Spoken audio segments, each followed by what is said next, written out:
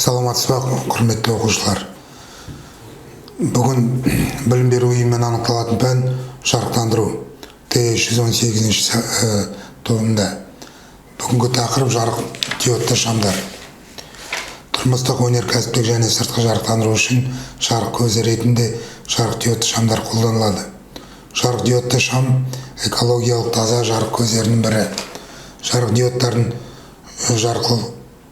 жарқыл принципі шамның өндірісінде және жұмысында қауіпсіз компоненттерді қолдануға мүмкіндік береді. Жарық диодты шамдар құрамында сынап бар заттар пайдаланбайды. Сондықтан олар істен шыққан немесе бұзылған жағдайда қауіпсіздік төндірмейді. Қазіргі замандағы жарық көздері жарық диодты шамдар. Жарық диод бұл электрлік токты тікелей жарық сәулеленуіне түрлендірілетін жартылай өткізгішті аспап.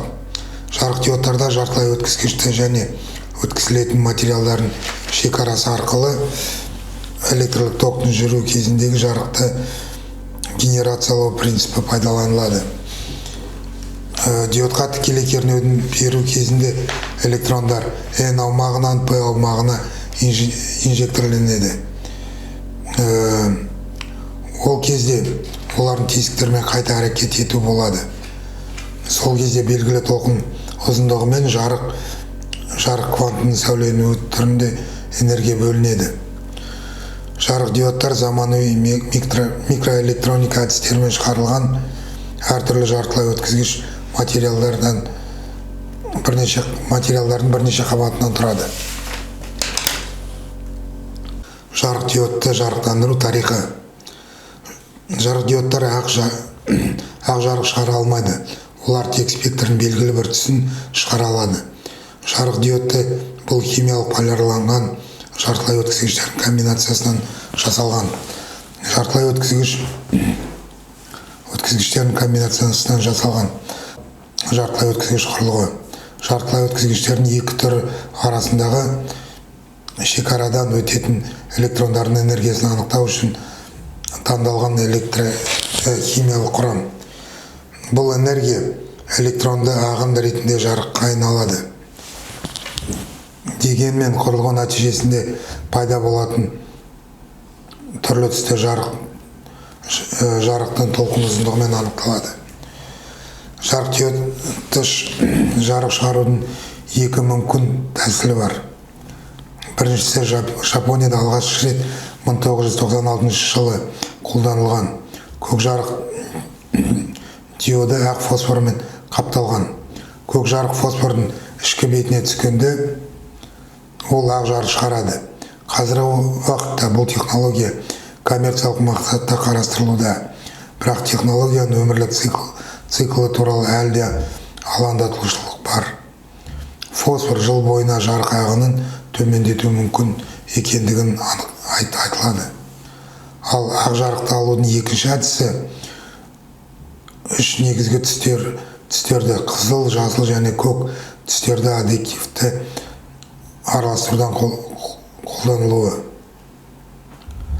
Енді құрылысына келетін болсақ, жарық диодының құрылысы. Жарық диодының негізгі жүргізілетін төсемде орналасқан жартылай өткізгішті кристалл құрайды. Кристалл мен төсемде шықпалар арқылы электрлік кернеу беріледі. Кристалл жарықты тек бір жаққа бағыттайтын шағылдырғышпен қоршалған. Кристалл сыртқы әсерлерден поликарбонатты корпуспен қорғалған. Корпустың жоғарғы бөлігі белгілі қисығы бар күмбез түрінде жасалады. Және ол жарық шоғырланатын линза рөлін атқарады. LED жарық диодты шамдардың артықшылықтары. Қалыпты жарықпен салыстырғанда энергияны аз тұтыну. Мұндай шам 10 ватт қыздыру шамына тең бөлмені жарықтандыру үшін 100 ватт қажет. Электрокүлгін сәуле жоқ. Кәдімгі жарықтандыру ультракүлгін компоненттерді көз ұлпаларына зақым келтіруі мүмкін. Шамның қызмет ету мерзімі ұзақ. Жарық диодты өндірулердің көпшілігі олардың жұмысын 40 мың 50 мың сағат бағалайды. Егер мұның күн сайын 5 сағат бойы қолданса, онда оның қызмет мерзімі 10 жылдан соң аяқталады. Олар құрамында сынап бар энергия үнемдейтін шамдармен салыстырғанда экологиялық таза, кішкентай салмақ, соққыға төзімді. LED жарық диодты шамдардың кемшіліктері. Бұл шамдардың басты және маңызды кемшіліктерін олардың бағасы. Олар қыздыру лампаларына қарағанда энергия үнемдеу арқылы лампаларға қарағанда әрдайым қымбат. Мысалы салыстыра келсек, мысалы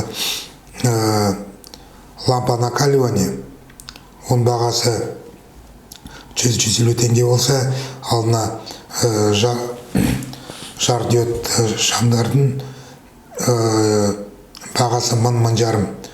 Бірақ санай келгенде қала бойынша, өндіріс бойынша энергия тұтыну жағынан LED шамдары әрдайым тиімді. Ол жыл басына санағанда, мысалы бір LED шамы 10-12